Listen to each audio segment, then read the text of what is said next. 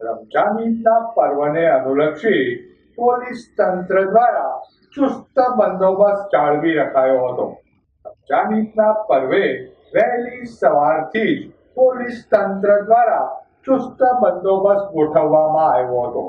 જિલ્લા પોલીસ વડાના માર્ગદર્શન હેઠળ શહેરના રૂપમ ચોક, મુખ્ય બજાર, ખારગેટ, રેલવે સ્ટેશન વિસ્તાર, મામાકોઠા રોડ તેમજ દિવાનપરા અને અલુડિયા ચોક સહિતના વિસ્તારોમાં સતત પેટ્રોલિંગ હાથ ધરાયું હતું.